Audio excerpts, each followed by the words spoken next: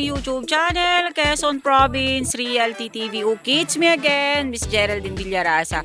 Okay po, nandito po ako sa bayan po ng Buena Vista, Quezon.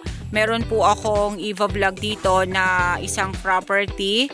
3 hectares po ang lawak niya. Then mula po sa rotonda ng Buena Vista, Quezon hanggang dito po sa property ay nasa 5 kilometers po ang layo niya. Then yung pong property ay kaharap po niya is resort. Ano po? Siya po ay overlooking.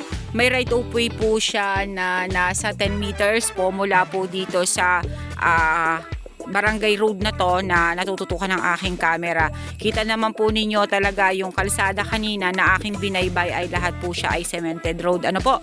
Okay po, tara po at pupuntahan natin ang 3 hectares ng Buena Vista,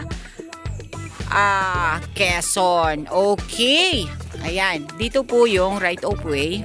Mamimili po tayo kung saan po tayo dito kukuha ng right of way. Ano po? Okay po, tara po. Medyo po dahilig lang po talaga yung property. Ano po? Okay. Ayan. Pero super duper po siyang laman. Kumbaga po ay may return income po talaga agad ang areang ito kasi punong-puno po talaga siya ng nyog. Ayan. Medyo po siya paakyat. Ano po? Ayan po siya.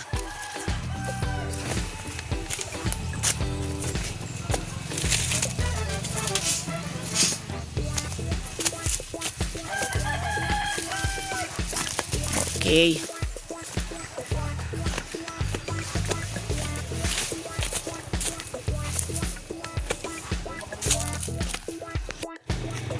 Okay po, nandito na po ako sa area. Ano po? Okay, medyo po talaga siya ay pataas. Ano po? Okay, eto na po yung start. Eto po yung muhon. Ayan. Ayan po yung Madre de Cacao. Then eto po ang area.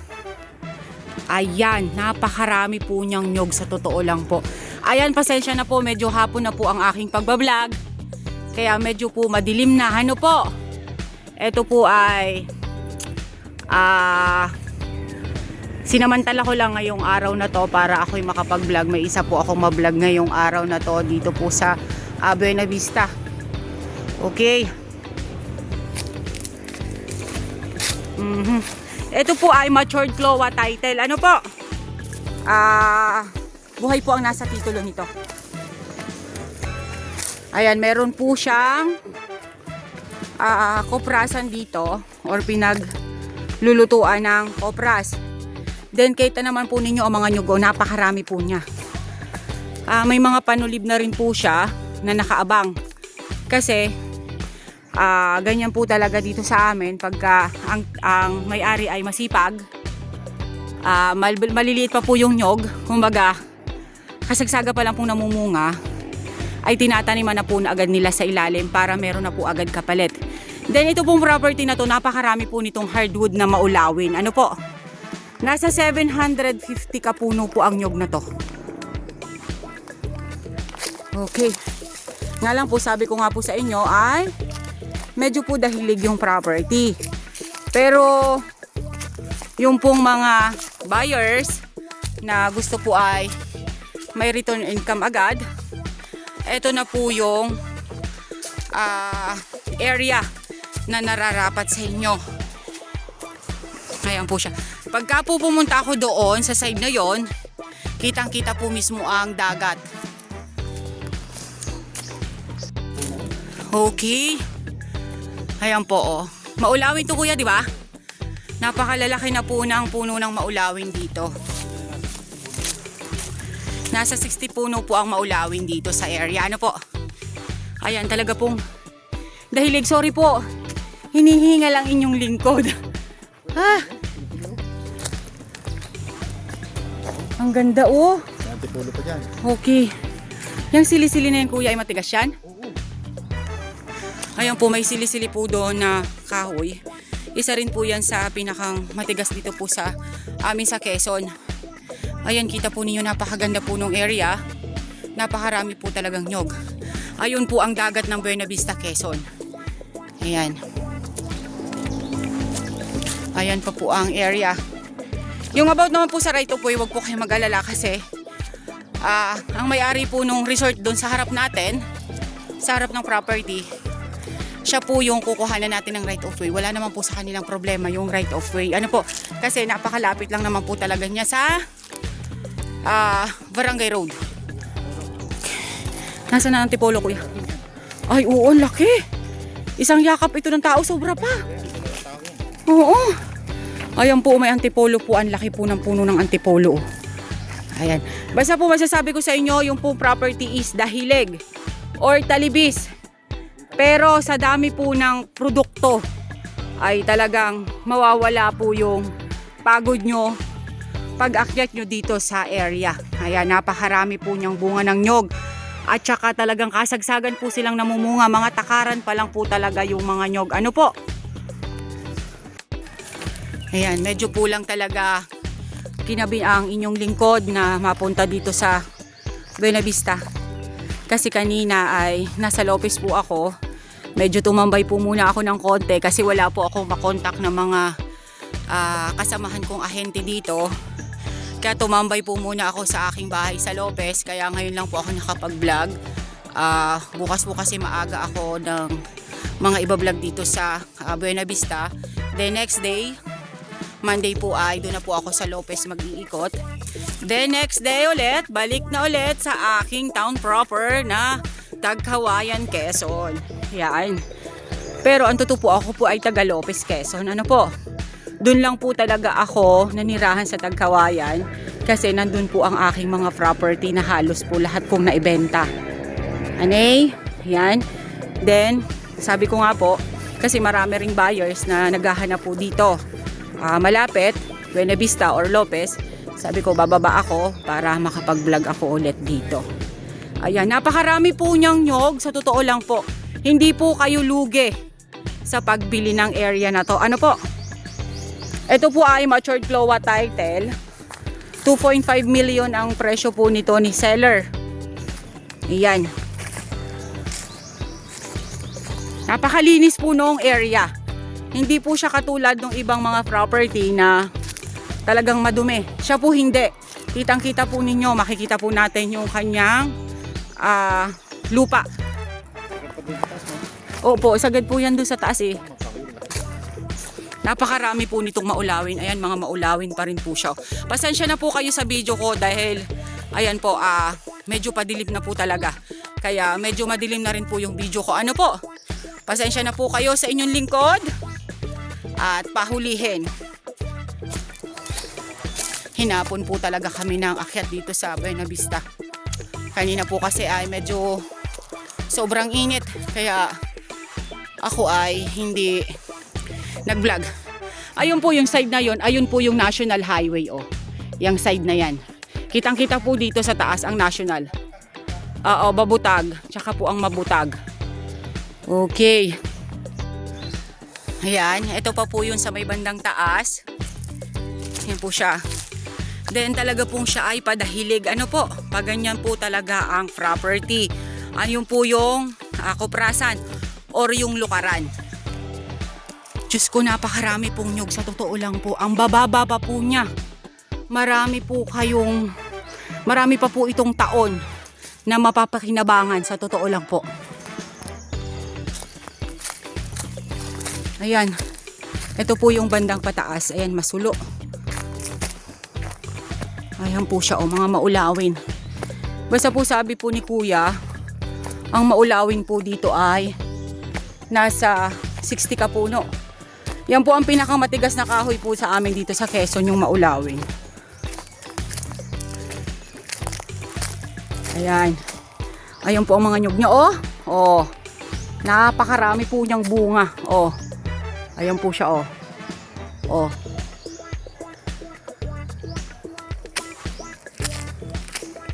Okay. Pakit pa po tayo. Ayan, mga maulawin pa rin po dito sa side na to.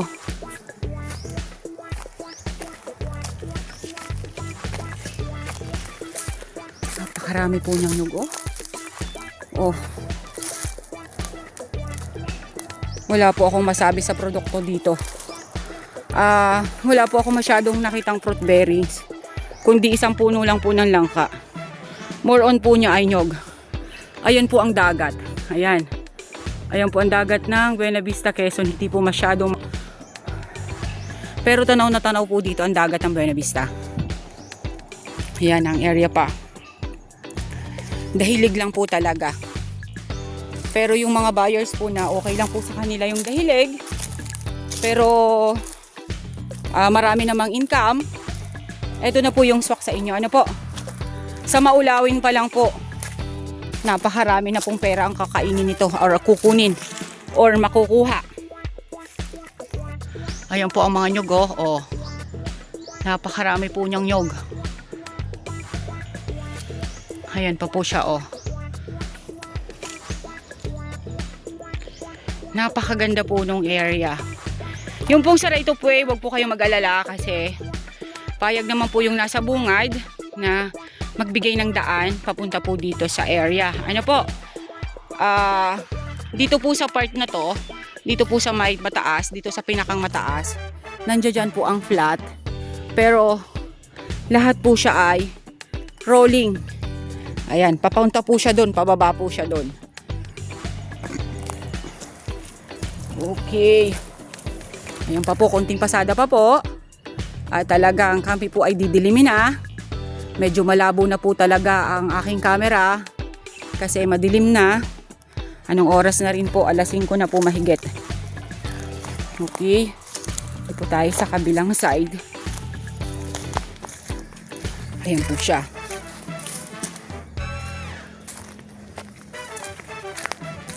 Napakarami po niyang nyog, oh. Wala po akong masabi sa dami ng produkto. Ayan. Basta po yung nyug po dito ay nasa 750 kapuno. Kasama na po yung mga bagong tanim or yung mga panulib.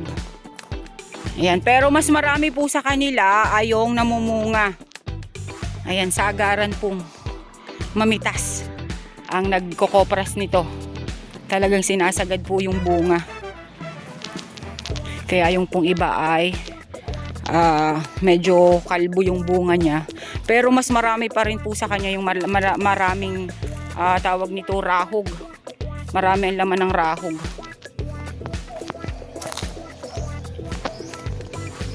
Ayan po siya. Ayan, dyan po sa side na yan, nandyan po ang dagat. Ano po?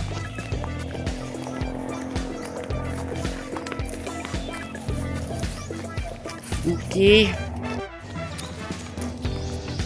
Ayan pa po ang kabilang side. Ayan, halos karamihan po talaga ay maulawin. Ayan, napakalalaking puno na po talaga ng maulawin. Oh, ayan po siya.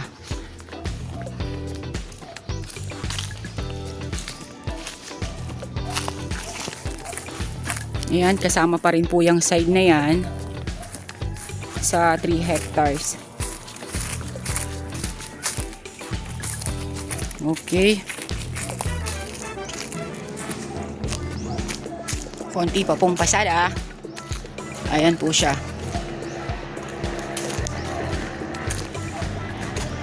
Okay guys, sabihin nyo na po ang property namin. Dito po ito sa Buena Vista, Quezon. 3 hectares with right of way. Then mula po sa rotonda ng Buena Vista, Quezon ay nasa 5 kilometers po ang layo niya. Then kita nyo naman po yung kalsada, lahat po siya ay cemented road. Malapit po siya sa barangay hall. Malapit po siya, kaharap lang po niya yung resort dito sa barangay na to. Then yung pong property ay dahilig pero napakarami po niyang produkto. Ano po? Nasa 750 kapuno po ang nyog. Kasama na po yung maliliit na mga panulib. Then yung pong maulawin ay nasa 60 pieces po. 60 kapuno po ang mga maulawin.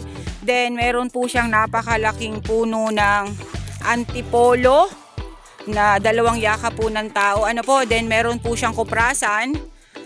Yun po, matured CLOA title po yung titulo natin. Then buhay po ang nasa titulo. Ang presyo po niya is 2.5 million is like nego pa po siya. Ano po? Okay po, once again po ako po ulit ang inyong site locator, si Miss Geraldine Villarasa. Muli po akong maglalambing. Pa-like and share po ng aking mga vlog and pa-subscribe na rin po ng aking YouTube channel, Quezon Province Realty TV. Okay po, thank you po for watching. God bless po. Ayan, kunti pa pong pasada. Ayan, makikita po ninyo ang mga nyog. Napakarami po ng kanyang rahog. Ano po? Ayan po siya.